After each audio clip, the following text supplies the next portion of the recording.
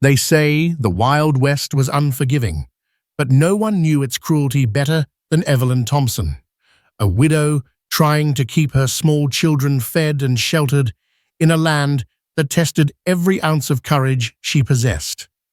Late one night, while desperate for a few drops of water from a dried-up well, she stumbled upon a dying stranger in the dust.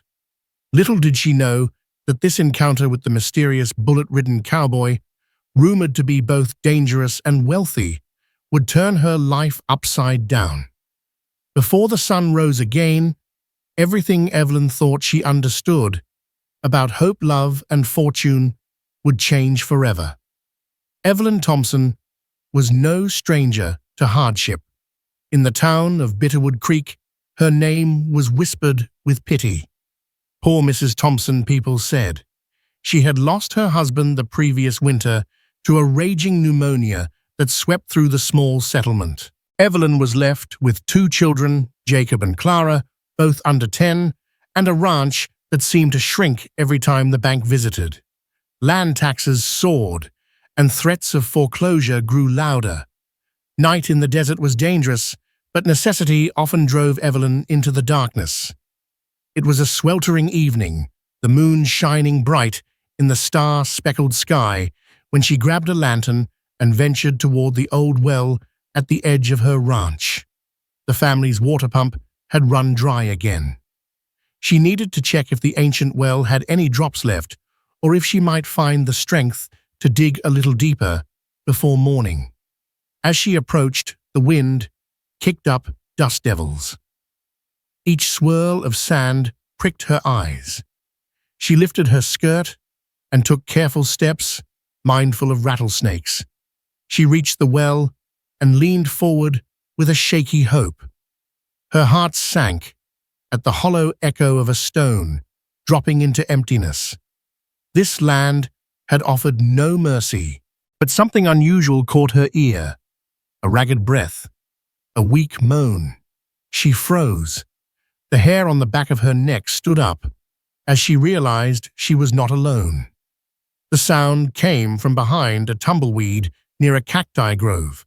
Holding the lantern high, she spotted a man lying face down, his body half covered in desert dust, his black coat peppered with bullet holes. Blood stained the dirt beneath him. Fear seized her, but she could not ignore him. She was a widow, yes, and times were desperate, but her conscience was intact. She approached, cautiously trembling, as she rolled him onto his back. Through the filth and dried blood, she saw he was handsome, if pale, and grim. His breath came in quick, shallow bursts, like a dying animal. Without hesitation, she yanked her bandana from her neck and tried to stanch the bleeding from the largest wound somewhere near his ribs. His eyes flickered open, and he hissed in pain, but made no sound. Evelyn wasn't sure if he understood her, but she spoke anyway. "Sir, you're hurt. Let me help you." Her mind raced with questions. Who was this man? Had outlaws done this to him? Or was he an outlaw himself? The only certainty was that if she didn't help him soon, he'd die right there under the moonlight. Summoning all her strength, she slipped an arm under his torso and coaxed him to stand. He was tall, towering over her small frame, yet light enough to suggest a recent loss of blood. Step by agonizing step, Evelyn half-dragged, half-supported him across the dusty ground lantern, swinging. By the time she reached her modest cabin, her muscles burned, and sweat drenched her dress. She laid him on the couch, unsure if he'd survive the night. Little did she know that this injured stranger, this bullet-ridden unnamed cowboy, would soon become the axis upon which her fate and the fate of Bitterwood Creek would pivot. The Thompson family ranch was far from elaborate.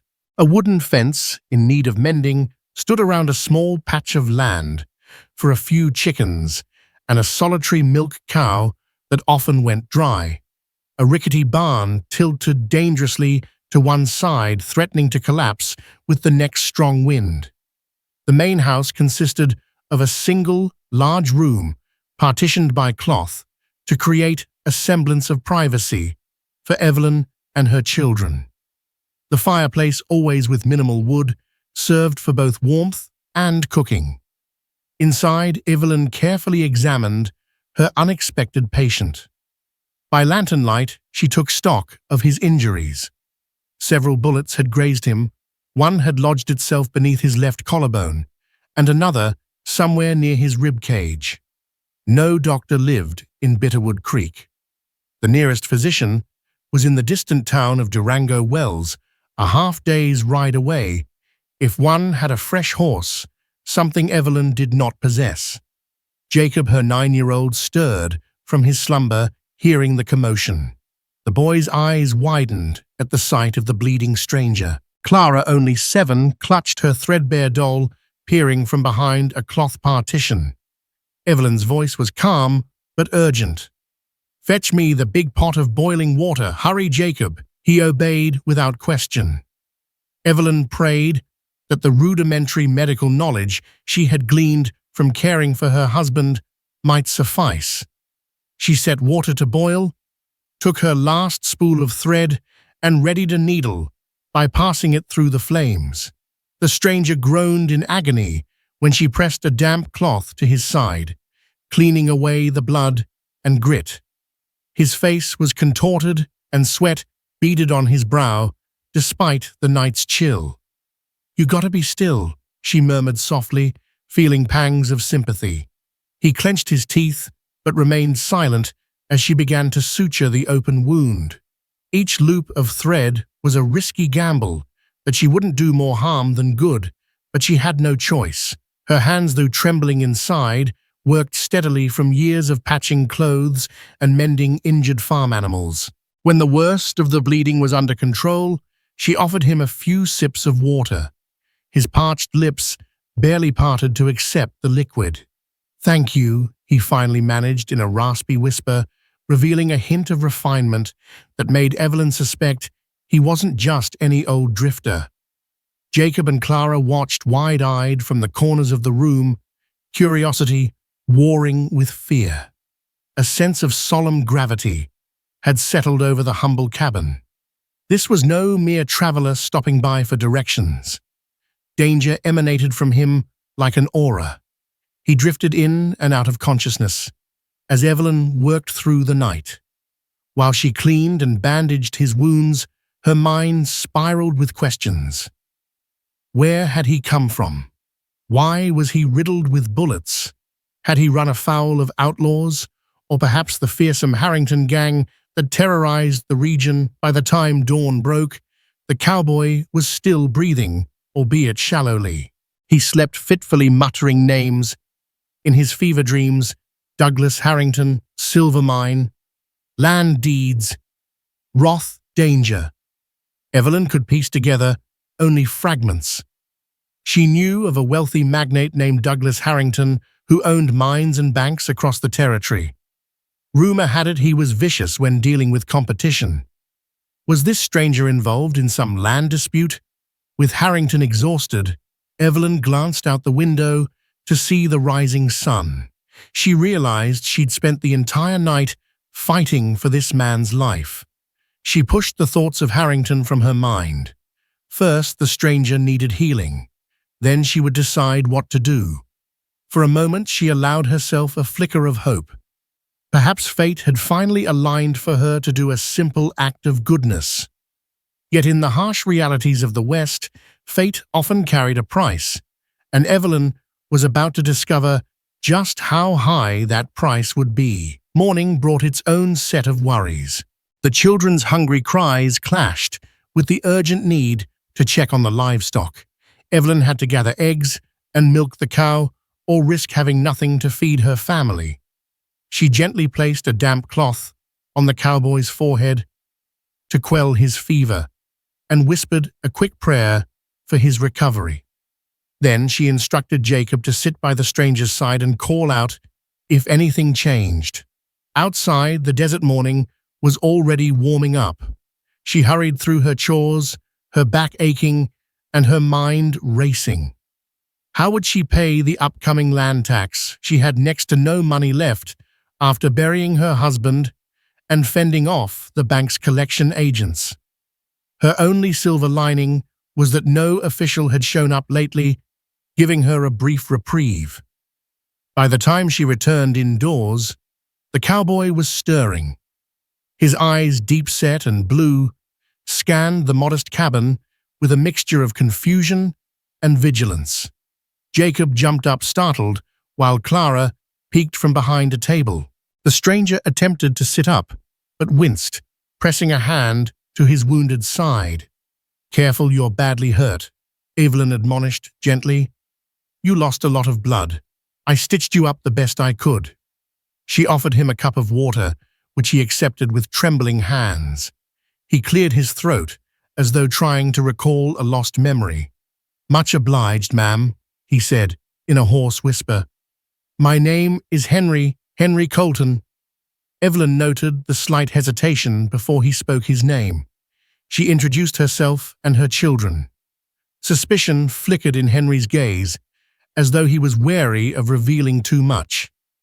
Evelyn sensed that his caution wasn't aimed at her specifically, but at the entire situation. "Would you mind telling me how you ended up bleeding out near my well?" Evelyn asked as politely as she could, though curiosity gnawed at her. Henry's jaw tensed. He exhaled slowly, clearly deciding how much to share.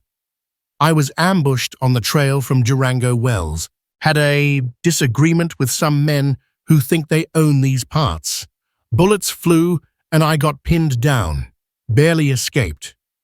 Evelyn waited, but he seemed disinclined to elaborate further. Despite his polite tone, there was an undercurrent of controlled anger and a hint of fear. Then he added Douglas Harrington's men. "That name mean anything to you?" Evelyn nodded, her lips pressed into a thin line. "Everyone around here has heard of Harrington. Richest man for miles owns the mines. Folks say he doesn't take kindly to competition." Henry stared at the earthen floor. "I found that out the hard way." Before he could continue, a coughing fit racked his body, forcing him to pause. Clara brought him another cup of water, which he accepted with a grateful nod. The innocence in her wide eyes seemed to soften him. "Thank you, little miss." Evelyn noticed the refined manners beneath his rugged exterior. His clothes, though dusty and torn, were of high-quality leather. A silver buckle on his belt was engraved with an ornate C. Nothing about him suggested a typical hired gun or an outlaw, and his speech, though couched in Western drawl, hinted at education. As Henry reclined back on the makeshift pillow, exhaustion overtook him again. "Sorry, ma'am, but I feel like I'm about to pass out," he murmured, eyelids drooping. Evelyn placed a gentle hand on his shoulder. "Rest. We'll talk later. You're safe here." Outside, the midday sun beat down mercilessly, but inside that humble cabin, a flicker of trust was born. Henry Colton had revealed his name and a shard of his predicament. Little did Evelyn realize that by rescuing this man, she had unknowingly invited a storm of danger and possibility upon her doorstep, one that would test every fiber of her being and forever alter her family's destiny. 2 days passed in an uneasy routine. Evelyn devoted herself to caring for Henry, changing his bandages, and warding off infection with herbal teas she prepared from desert sage. The children eyed him with a mixture of fascination and caution. Henry's strength began to return, though he remained too weak to leave bed for long. He offered to pay for his keep, but Evelyn waved away the suggestion. "We'll talk about that when you're better," she said. In truth, she saw no harm in letting him recover. Once he could ride again, he'd be on his way. On the third day, however, Henry's fever spiked. He became delirious. He muttered in his sleep, uttering words that made no sense to the children but caught Evelyn's sharp attention.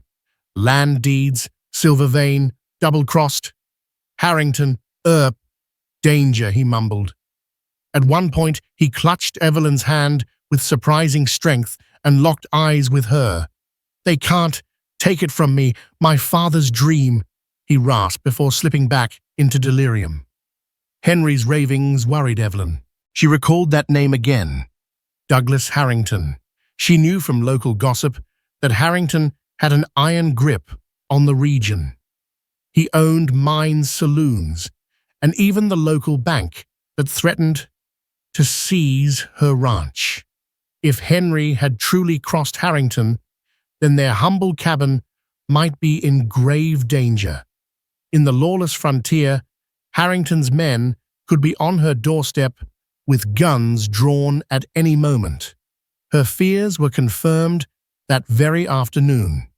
While gathering meager vegetables from her dusty garden, she overheard horses approaching. She ducked behind a fence and peered down the narrow road leading to her ranch. 5 armed riders passed, scanning the property with hawk-like eyes. She recognized the black vests and the silver star logo pinned to them, Harrington's private militia. They carried rifles and looked determined. Evelyn's pulse pounded. She crouched lower, praying they wouldn't spot her or see Henry's horse hidden in the barn. Her prayers were answered. The men continued down the road without dismounting. As they disappeared beyond the next hill, Evelyn rushed back inside. She found Henry propped up on an elbow trying to stand. Alarm etched her features. "You can't go out there. Harrington's men just rode by." Henry let out a ragged breath, grimacing from the pain in his side. "They must be searching for me."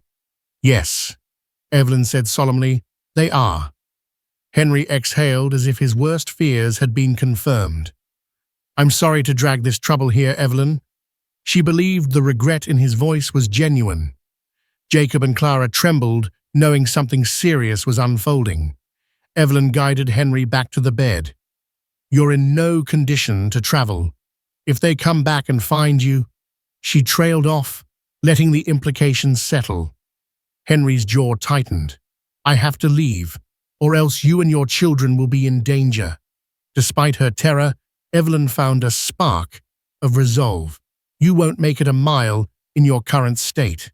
If Harrington's men catch you out there, they'll kill you on sight." She squeezed his hand gently. "We can't just throw you out to die." A long silence passed between them as they weighed their limited options. "Then, I have to hide here," Henry said each word, tasting like bitter defeat. "Just until I'm able to ride." Evelyn nodded, though her chest felt heavy. She had no illusions about what sheltering a fugitive, if that's what he was, would mean. But he had become more than just a dying stranger to her children. He was someone they had cared for, someone whose plight had become intertwined with their own. And if there was one thing Evelyn Thompson held dear, it was loyalty to those in need. Quietly, she moved to bolt the door and draw the curtains. Tonight, a deep unease coiled in her gut. She prayed that Harrington's men would not return, or at least not until Henry had a fighting chance. A week passed, and Henry's wounds slowly improved. Though still weak, he could stand and walk around for short periods. He spent most of his time confined to the cabin, instructing Jacob on how to maintain his guns and showing Clara how to properly feed a horse. Despite the secrecy of his presence, a bond was forming, a strange surrogate father figure for children who had lost their own.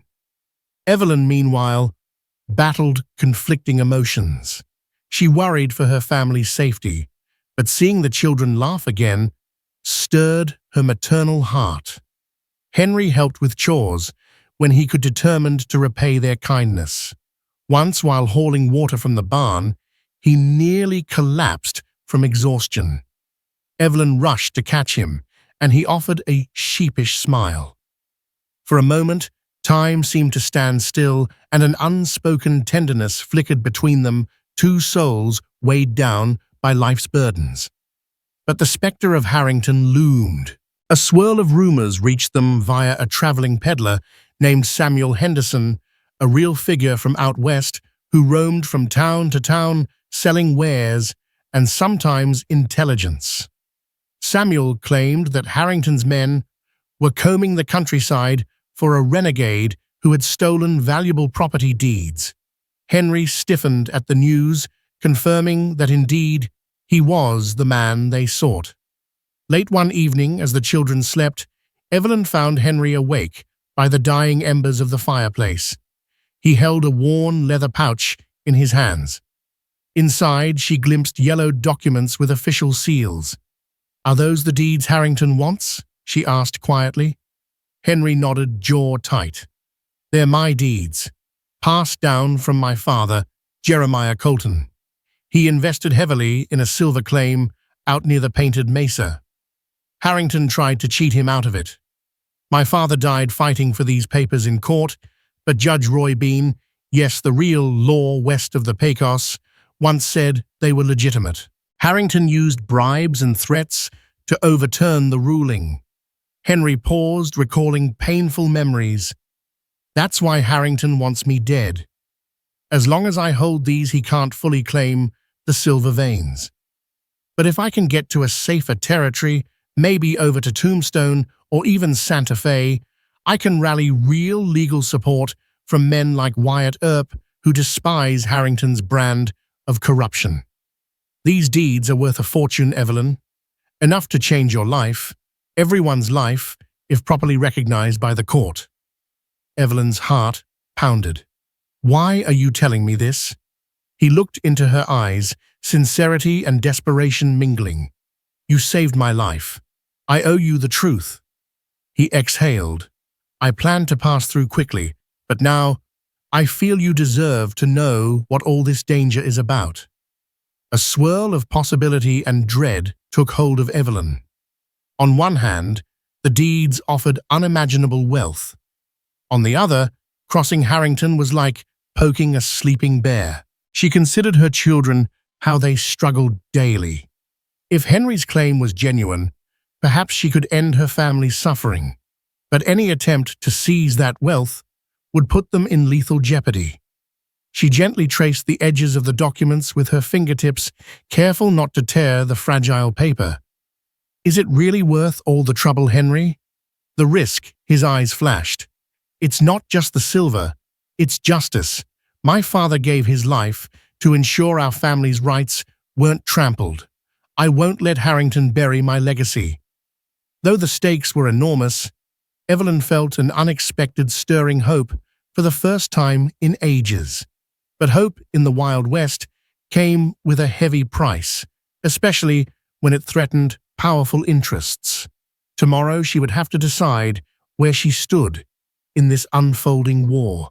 For now, she took a seat beside Henry, the both of them illuminated only by the faint glow of embers, each silently grappling with the question of what they were willing to sacrifice to claim a better life.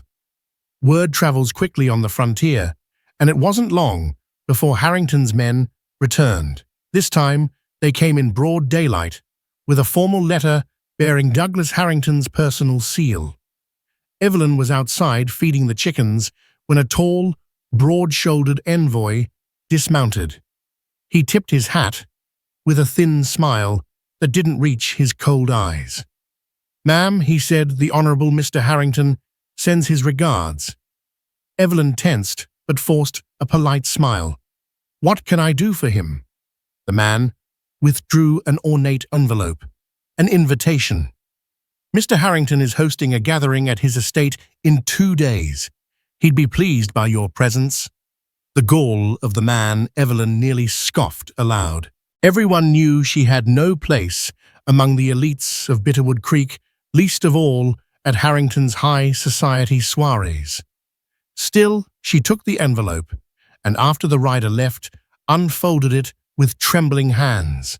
It read, "Dear Mrs. Evelyn Thompson, I humbly request your attendance at the Harrington estate for an afternoon of refreshments and conversation. Matters of mutual benefit and interest shall be discussed. Warmest regards.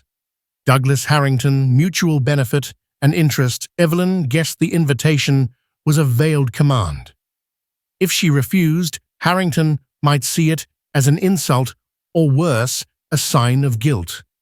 She also remembered Henry's warnings. Harrington was lethal. There was no question the man suspected Henry Colton might be hiding somewhere near her ranch. Perhaps Harrington intended to flush him out by luring her into the open. That evening she presented the letter to Henry, who was now strong enough to sit at the kitchen table.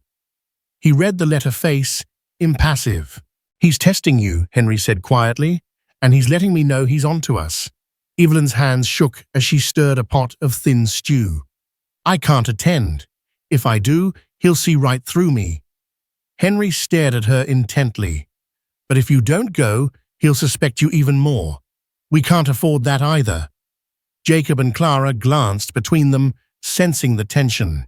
They had grown fond of Henry, who taught them how to whittle small animal figurines from scrapwood. The children understood enough to know Harrington was a danger to them all. Late that night, after the children were asleep, Evelyn and Henry debated their options in hushed tones. Finally, they reached a reluctant consensus. Evelyn would attend the gathering. She would act as if she had no secrets to hide. Perhaps she could glean information about Harrington's plans. It was a perilous gamble, but turning down the invitation felt even riskier. Henry squeezed her hand, an unspoken promise of solidarity. In that moment, their relationship subtly shifted. They were no longer just a widow and a stranger. They were allies, bound by danger and a fragile spark of hope. Yet in the back of both their minds, the question loomed, how could they outmaneuver a man as powerful as Douglas Harrington, whose wealth and influence stretched further than the endless desert horizon? 2 days later, Evelyn journeyed to the Harrington estate on a borrowed mule from her neighbor, old Mrs. Ramirez, who was more than happy to help once she realized Evelyn had no functioning horse. The path was dusty, lined with cactus and sagebrush, leading to an oasis of opulence that rose out of the barren land like a mirage. The Harrington mansion was an imposing 2-story structure with polished oak doors and wide verandas. A pristine white fence surrounded flower gardens imported from faraway places, roses and lilies that had no business blooming in the harsh desert. Servants bustled about wearing crisp uniforms and directing visitors to the courtyard. Evelyn's threadbare dress and scuffed boots drew a few disapproving glances. She felt out of place among the finely dressed guests. Local landowners, businessmen, even a few officials from Durango Wells. She held her head high, recalling the times her late husband had taken her to modest socials before his untimely death. This was different. The scale, the grandeur, the suffocating power. Finally, she was led to a large drawing room. The windows overlooked a meticulously manicured lawn, where Harrington's prized Arabian horses roamed. Stiffly, Evelyn took a seat near a grand piano. She doubted anyone in Bitterwood Creek knew how to play. After a nerve-wracking wait, Douglas Harrington entered. He was a tall man, older than Henry by at least 2 decades, with sharp, cunning eyes and silver hair brushed back in a style that screamed wealth. He wore a tailored black suit and an air of ownership, as though the entire territory was his birthright. "Mrs. Thompson," he greeted with a polished smile, "I'm so honored you came." He placed a ring-studded hand over hers, and she fought the urge to recoil. She kept her demeanor polite. "Your invitation was kind, Mr. Harrington. I admit, I'm curious what business you'd have with me." A glint passed through Harrington's eyes. A predator enjoying the game. I've heard the bank's been pressuring you about your land. You see, I have influence there. I'm prepared to help remove your financial burden, entirely clear your debts, secure your children's future. In return, I simply need your cooperation." Despite the dryness in her throat, Evelyn managed, and what form would this cooperation take? Harrington's posture straightened. "There's a man named Henry Colton I suspect may be skulking about Bitterwood Creek, causing trouble. It's rumored he's been on your property. Of course, I'd never accuse a lady of harboring a fugitive. However, if you were to recall seeing him or hearing something about his whereabouts, I'd be grateful. The law would be grateful, and I personally would see to it that your financial woes disappear." The enormity of the bribe left Evelyn momentarily speechless. She forced her expression to remain neutral, feigning ignorance. "I've seen no such man, Mr. Harrington. If I do, I'll certainly inform the authorities." Harrington eyed her, searching for any tremor of guilt. She met his gaze, determined not to waver. After a tense moment, he broke into a cordial smile. "I appreciate your honesty, Mrs. Thompson. You're free to mingle among my guests. Enjoy the refreshments. Should you have any memory of Mr. Colton, I trust you'll let me know." She excused herself, feeling suffocated. Outside in the courtyard, she sought fresh air near a rosebush. Her hands shook as she realized just how vulnerable she was. Harrington had the power to erase her debts or ruin her entirely. And he knew it.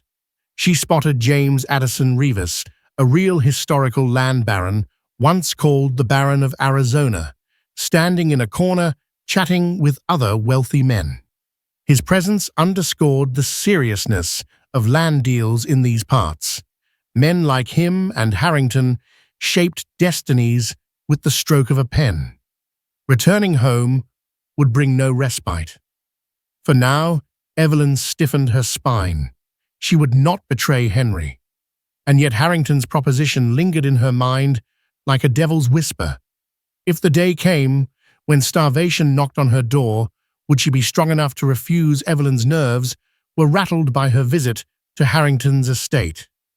She recounted everything to Henry, upon returning leaving out no detail, especially Harrington's overt bribe. Henry's lips thinned. "He's trying to buy you, and if that fails, he'll try to scare you." Evelyn's stomach twisted. She had seen the coldness in Harrington's eyes. She knew what it meant. Time was running out. If Henry remained on her ranch much longer, confrontation was inevitable. Early the next evening, Evelyn heard a noise near the barn. She and Henry, both on edge, grabbed shotguns, an old weapon from her late husband's meager arsenal, and Henry's revolver, freshly cleaned.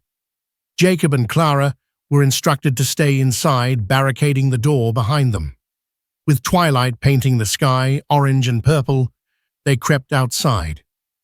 The ranch felt eerily silent. The lone milk cow mooed nervously from her pen. A warm breeze rustled the tumbleweeds. Then they spotted movement, two shadowy figures sliding around the barn's far side. "Stop right there," Henry called, cocking his revolver. The intruders froze. One fired a warning shot, and Henry ducked behind a stack of hay bales. Evelyn backed up, her heart hammering. She aimed her shotgun, though her hands trembled. In the waning light, they could see the men wore black vests, Harrington's militia. One barked, "We know you're here. Colton, hand over the deeds or die."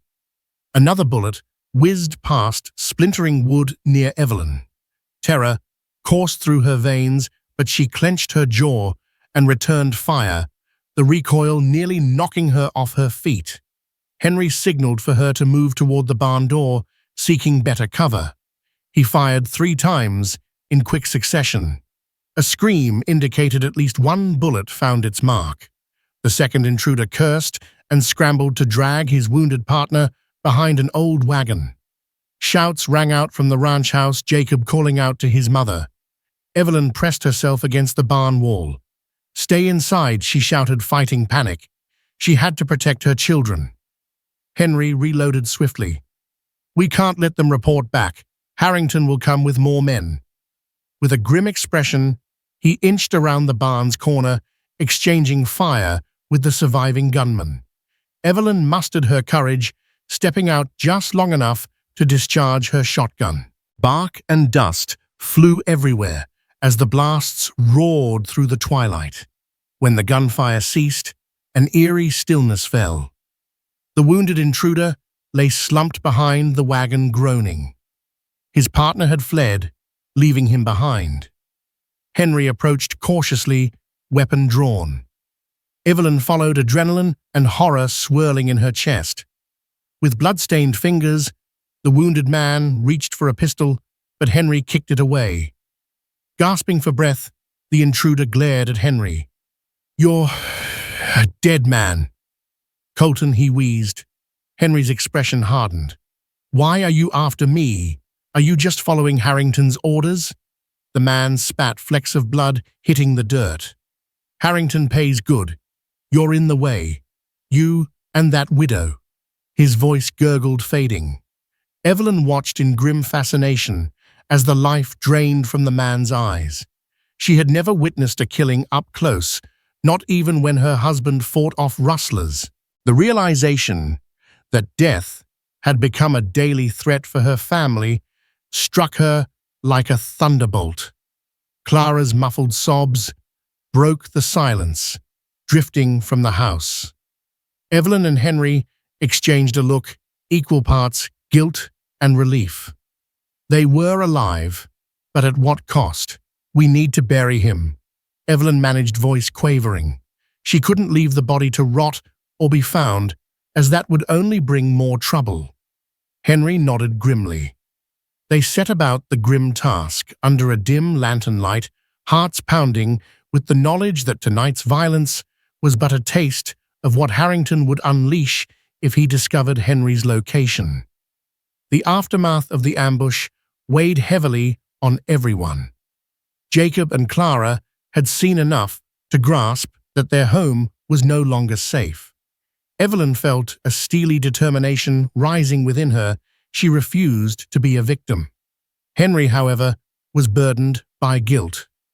"I've brought this trouble to your door," he said, rubbing his bruised shoulder. "You and your children don't deserve this." Evelyn forced a small smile. "I can't stand by and let evil men ruin more lives. Harrington's threatened to seize my ranch anyway.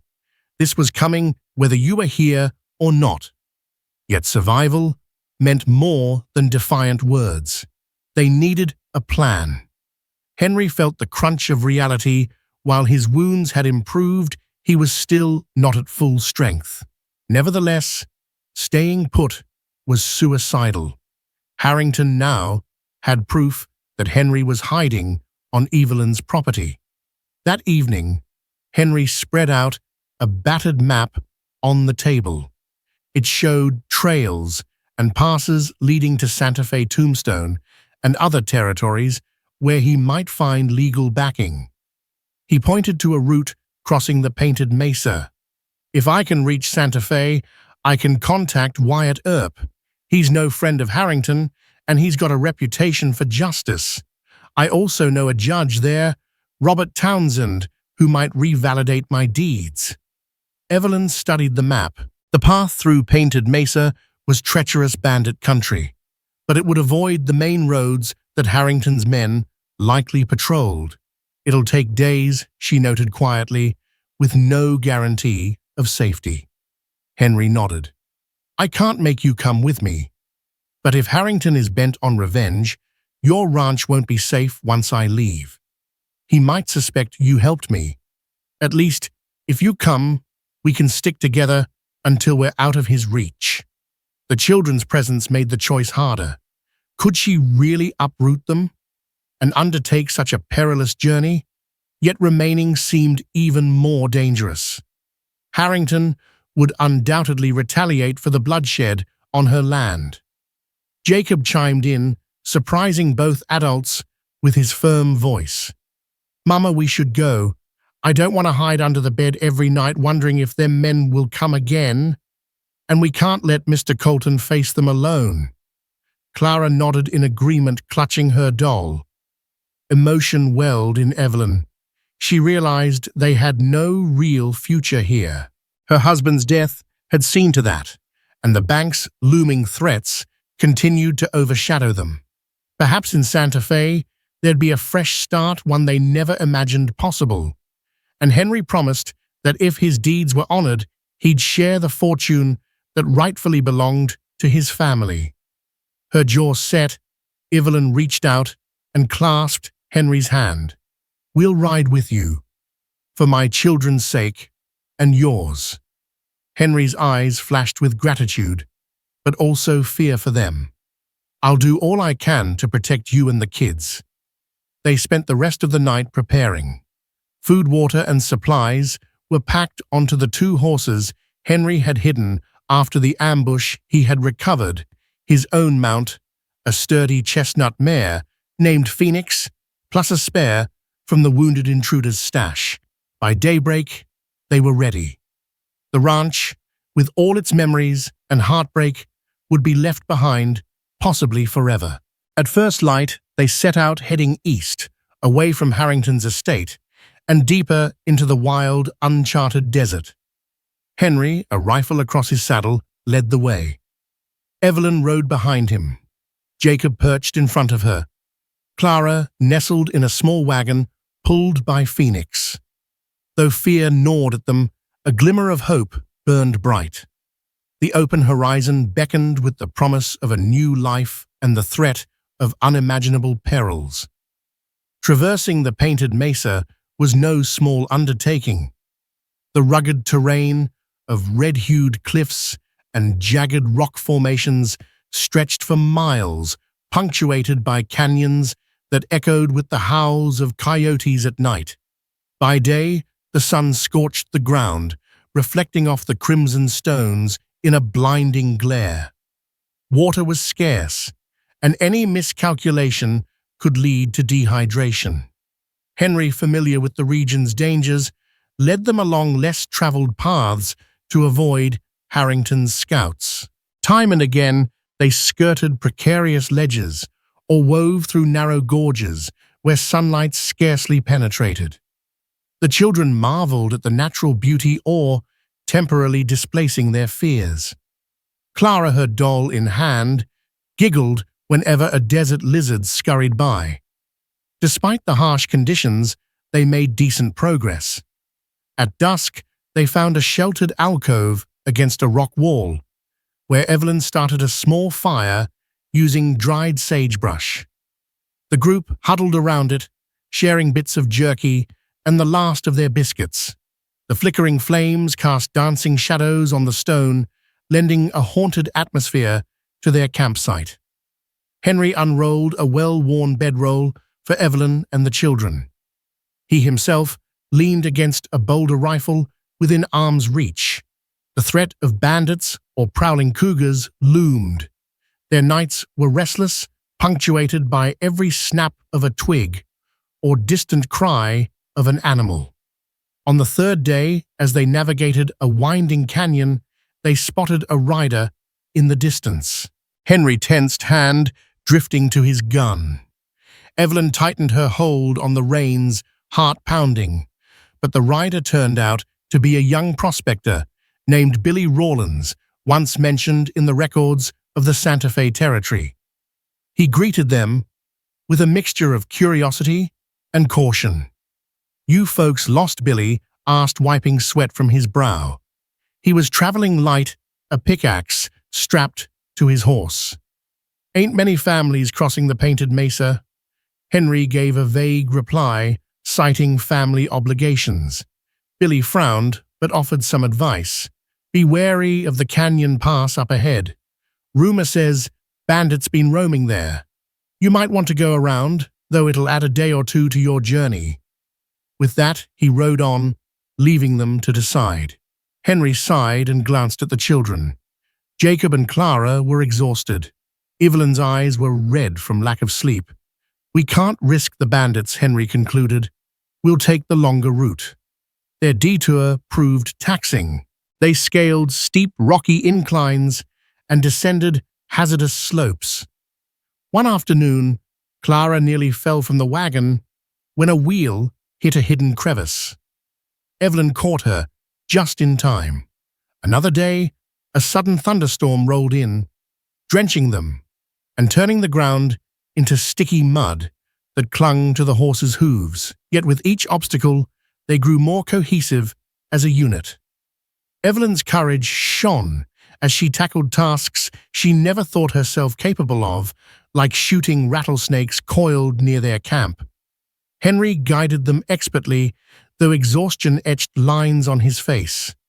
And the children, to their credit, showed surprising resilience.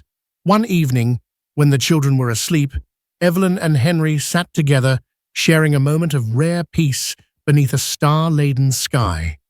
Henry quietly expressed his gratitude, acknowledging the risk they all faced. Evelyn, in turn, admitted a sense of burgeoning trust in him that went beyond circumstance.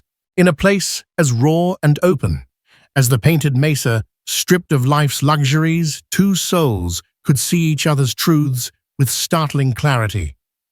Their luck ran out near the outskirts of Painted Mesa. Scouting a potential water source, Henry and Jacob ventured ahead of Evelyn and Clara. They stumbled upon a hidden camp tucked away in a secluded gully. At first glance, it appeared abandoned. Tattered tents and a smoldering fire suggested the occupants had recently departed or were lying in wait. Suddenly, a gunshot cracked.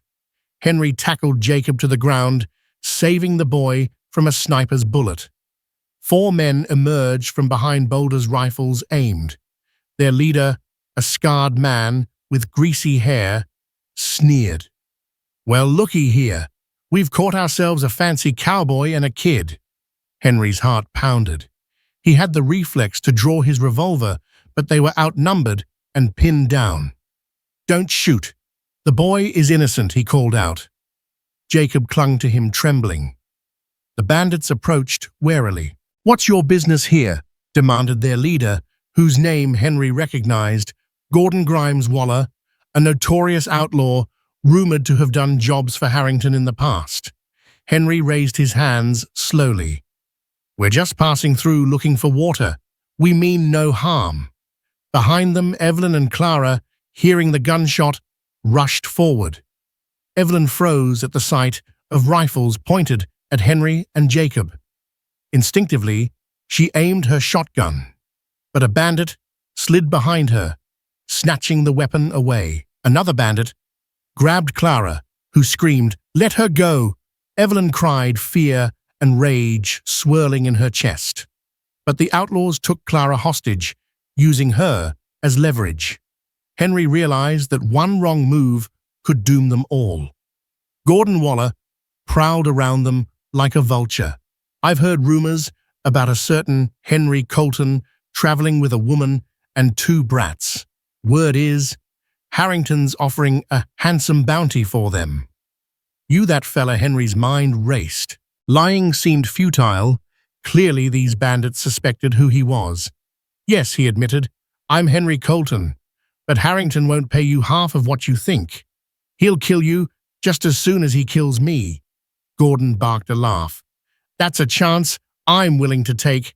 You got something he wants, some fancy piece of paper. Hand it over and maybe I'll let the kid go." Evelyn's horrified gaze darted to Henry. They couldn't afford to lose the deeds. It was their only hope of defeating Harrington in court. But neither could they stand by while Clara was threatened.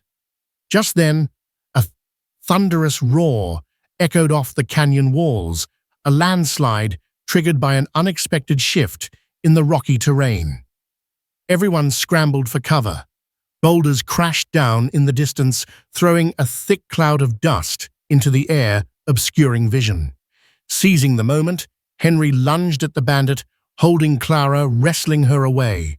Gordon fired blindly, the bullet missing by inches. Evelyn slammed the butt of her shotgun into the chest of another outlaw, grabbing Jacob's hand.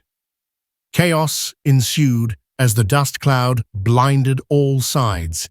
Henry managed to grab Clara and push her toward Evelyn. "Run!" he shouted over the pandemonium. The bandits, coughing and disoriented, fired sporadically. Guided by adrenaline, they fled, weaving through jagged rocks. Jacob stumbled, scraping his knees, but Evelyn hoisted him up. They sprinted until their lungs burned the shouts of the outlaws, growing fainter behind them. When they finally collapsed behind a natural ridge, hearts pounding, Henry did a quick head count: Evelyn, Clara, Jacob. They were all safe, if shaken. Bullets still echoed in the distance, but they appeared to have escaped immediate danger. Evelyn cradled Clara, trying to calm her tears.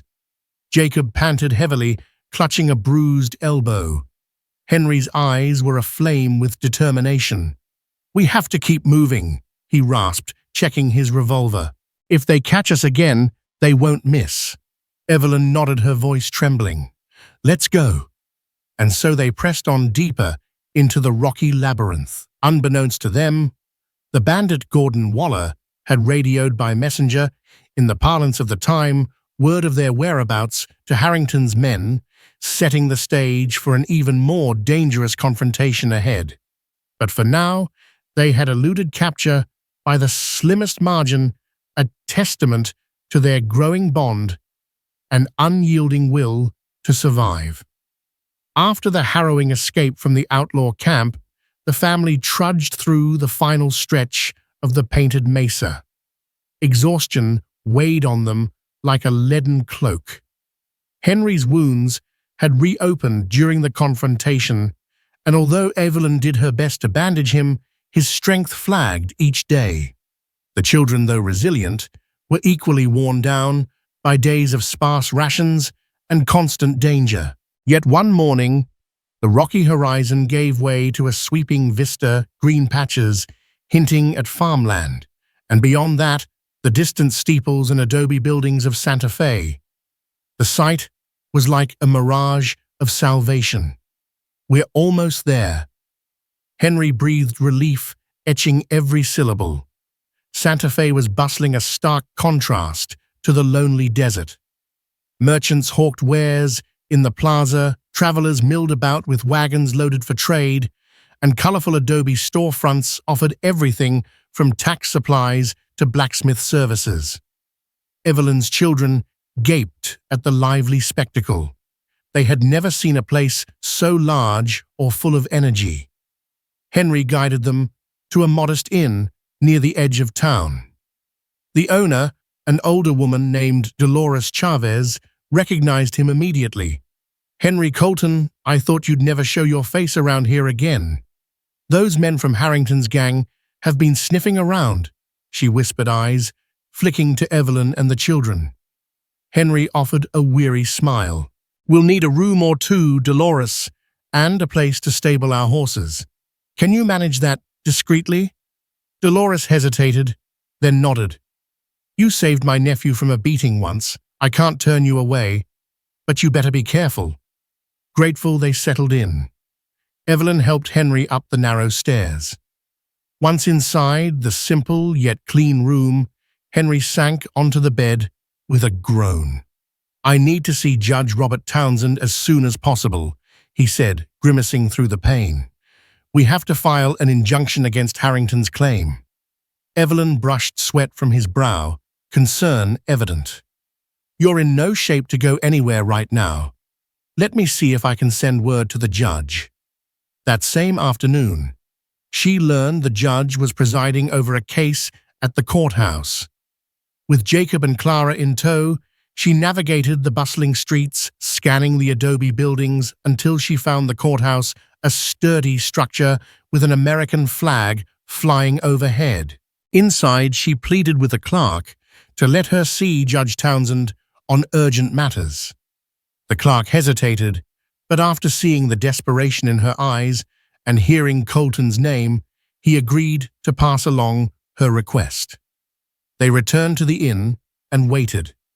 Hours later, a soft rap on their door announced Judge Townsend's arrival. He was a dignified man, with a neatly trimmed beard and keen eyes that seemed to pierce lies like a hawk. He greeted Henry cordially, though a hint of concern lined his brow. "I've heard rumors you were shot, that Harrington was after you. Didn't think I'd see you so soon," he said. Henry mustered a weak grin. "Your Honor, we have the deeds, the legitimate ones." He motioned to Evelyn, who produced the battered leather pouch. Townsend carefully unrolled the documents, examining the seals and signatures. "I believe you'll find them in order previously validated by Judge Roy Bean," Henry added. Townsend read through them with studied thoroughness. Finally, he nodded. "They appear valid. If Harrington's men are after you, that means he's worried you'll press your claim. Truth is, most folks in these parts are fed up with Harrington's bullying. I'll hear your case at first light tomorrow, Henry." Evelyn felt a wave of relief, but Townsend's next words brought caution. "However, Harrington has friends in high places, even here in Santa Fe. Don't underestimate him. If he learns you're in town, he might strike before we can conclude legal proceedings." Henry nodded grimly. "We'll be ready." That night, Evelyn held the children close, lulled by the unfamiliar sounds of the city. She caught Henry staring at her from across the room, gratitude in his gaze mixed with trepidation for the battle ahead. Tomorrow, they would confront Harrington in the only arena that might dethrone him, court.